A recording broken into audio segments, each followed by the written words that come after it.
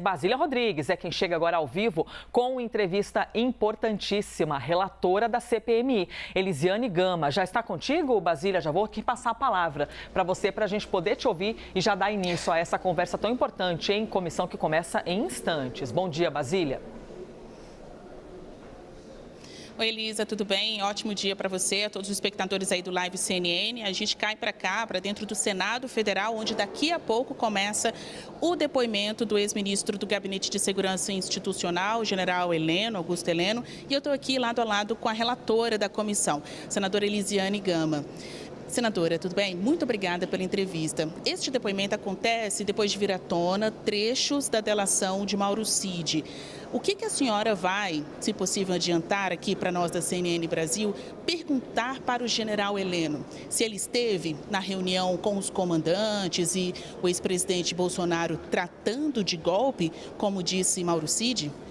Basília, bom dia a você, bom dia a todos que nos acompanham. De fato, esse é o ponto central, não é? A vinda do general Heleno, que já, na verdade, havíamos aprovado, já havia o entendimento para que ele viesse, mas depois das informações que vieram à tona em relação à delação do Mauro Cid, se tornou muito mais necessária a vinda dele. Eu acho que esse é o ponto central, a pergunta central. Ele, para além de ser ministro do GSI, era uma pessoa muito próxima do ex-presidente Bolsonaro, participou de decisões absolutamente estratégicas, não é, no governo anterior. E o 8 de janeiro foi um 8 de janeiro permeado, irrigado por um sentimento claramente golpista. Então esse é um ponto que a gente jamais, na verdade, pode deixar de abordar e entender até onde se deu esse sentimento e até onde houve uma articulação em relação ao sentimento golpista que evidenciou, de fato, o 8 de janeiro. Então, nós vamos fazer essas perguntas. Nós tivemos, por exemplo, o 12 de dezembro e o 24 de dezembro, onde, nesse momento, ele estava no comando do GSI, entender quais alertas foram feitos, não é? Quais as informações que foram apresentadas e as medidas que não foram tomadas e que acabou colocando realmente uma situação de total instabilidade e um clima muito hostil, de muita violência, precisamente no mês de dezembro. Então, eu acho que vai ser, de fato, uma oitiva muito importante que vai já começar aqui no Senado. Senadora, a gente tem hoje na comissão, Elisa, ao menos dois grupos aí digladiando. De um lado, quem vê conexão do ex-ministro com o plano golpista, e do outro, que é a oposição ao presidente Lula, vários parlamentares que estiveram na base de Jair Bolsonaro, vendo o depoimento hoje como uma oportunidade para desmistificar o que vem sendo chamado de golpe, né? Então, de um lado, quem entende, depois de todas aquelas cenas do 8 de janeiro, que foi sim uma tentativa de golpe. Do outro, parlamentares mais ligados ao bolsonarismo, dizendo que Augusto Heleno vai vir e responder as perguntas para rebater a ideia de golpe. A gente está lá no estúdio da CNN, senadora, com vários jornalistas também para fazer perguntas para a senhora. Elisa? Senadora Elisa, falando aqui, obrigada mais uma vez pela gentileza de estar conosco. A senhora que ouviu ali, ou tentou ouvir, né, porque muita gente vai amparada pelo habeas corpus, decisão da Justiça de permanecer em silêncio. A senhora que está com experiência aí das últimas semanas em ouvir os depoentes, avalia que Augusto Heleno vai, se responder algo, pensar mais em si ou vai responder para pensar estrategicamente na defesa do ex-presidente da República? Olha, eu acho... posso responder? Claro. Tá. Eu peço desculpas que a gente está com o microfone. Tá, desculpa. Eu, na verdade, acredito que ele, primeiramente, quando você vê, por exemplo, o habeas corpus, que ele solicita ao Supremo Tribunal Federal, ele tenta não vir à comissão. Então, ele pede, inclusive, uma dispensa, uma possibilidade de ser facultado a vinda dele.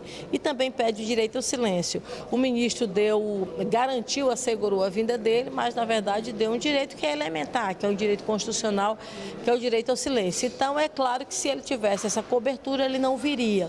Como ele tem a cobertura de não falar, eu acredito que ele não falará em alguns pontos, mas espero, na verdade, que ele possa, de fato, contribuir em alguns outros pontos. Elisa, o cerco está se fechando cada dia. Você vê, vez por outra, alguém dizendo, olha, eu vou contribuir, eu vou realmente dar a minha manifestação em relação a esses processos. Inclusive, aqui na CPMI, depois das oitivas que nós, na verdade, ouvimos, várias dessas pessoas, inclusive, manifestaram interesse de uma delação premiada. ficou a dúvida se faria a delação premiada com a CPMI, por ser um fato novo, ou se faria com a Polícia Federal ou com o Ministério Público Federal. Então, na verdade, esse sentimento de delação premiada me parece que é um sentimento que está muito presente na vida de vários depoentes. Então, me parece que já há um sentimento de que as pessoas dizem, olha, não vou ficar com isso aqui eu sozinha, vou também entregar que eu tenho um conhecimento que, porventura, ajudou, incentivou, influenciou um sentimento de golpe no Brasil. Então, de fato, é esse sentimento. Agora, nós, de fato, vamos hoje tentar explorar ao máximo, exatamente pela posição estratégica que ele tinha, pela relação pessoal que ele tinha. Não há dúvida nenhuma que se houve da parte do ex-presidente Bolsonaro um sentimento golpista, o general Heleno tinha, sim, conhecimento, claro, pela posição e pela relação que ele tinha. Então, é isso que a gente vai tentar, na verdade, explorar ao máximo, porque essas informações são muito importantes para o relatório. Agora, com o microfone no lugar certo, tem mais pergunta lá do estúdio para a senhora. Leandro Rezende, por favor. Valeu, Basília. Senadora Elisiane Gama, prazer conversar com a senhora.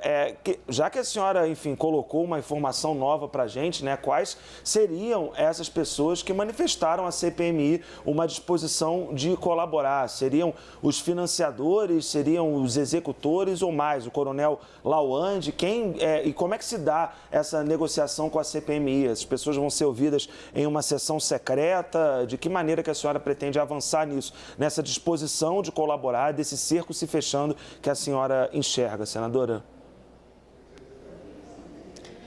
Na verdade, depois dos trabalhos da comissão, eu tenho feito, inclusive, essas perguntas para alguns, né? O último que nós ouvimos aqui foi o que é o terrorista, o Wellington, nós colocamos, inclusive, à disposição. Veja que no depoimento você constatou de forma muito clara a relação dele com várias representações políticas do governo anterior.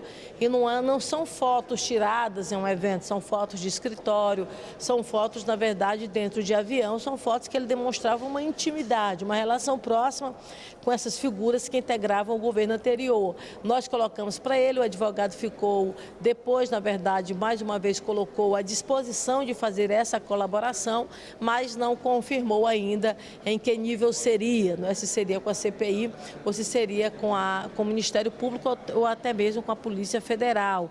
Nós colocamos também à disposição lá atrás com o Walter Delgatti, ele demonstrou de fato esse interesse.